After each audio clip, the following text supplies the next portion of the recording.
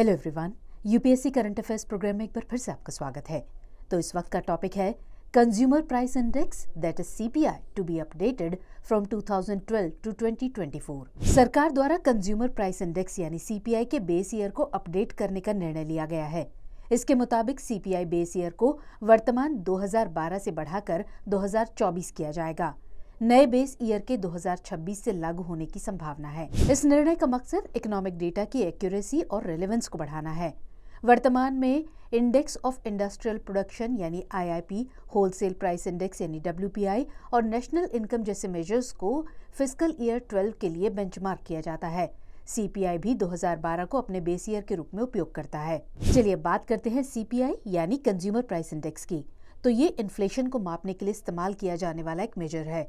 CPI समय के साथ गुड्स और सर्विसेज की रिप्रेजेंटेटिव बास्केट के आधार पर कंज्यूमर प्राइसेस में ओवरऑल चेंज को मेजर करता है। सीपीआई का इस्तेमाल वाइडली इन्फ्लेशन के एक मैक्रो इकोनॉमिक इंडिकेटर के रूप में किया जाता है। इसमें इन्फ्लेशन की माप खुदरा स्तर पर की जाती है, जिसमें उपभोक्ता प्रत्यक्ष रूप से जुड़े रहते हैं। सीपीआई उन गुड्स और सर्विसेज की प्राइसेस के जनरल लेवल में समय के साथ होने वाले चेंजेस को मेजर करता है, जिन्हें हाउस होल्ड्स कंजम्पशन के पर्पज से खरीदते हैं। आसान भाषा में समझें तो ये पिछले साल की समान अवधि के दौरान एक खास सेगमेंट के गुड्स एंड सर्विसेज की चल रही कीमतों को कंपेयर कर उसमें हुए बदलाव को मेजर करता है। इसके जरिए उपभोक्ताओं पर मुद्रास्फीति के प्रभाव को बेहतर तरीके से मापा जाता है।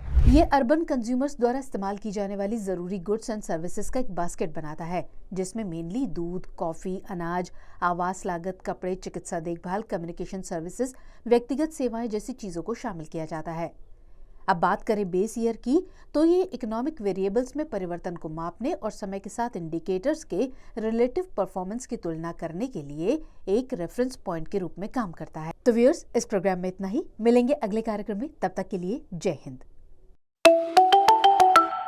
An Academy. Let's crack it.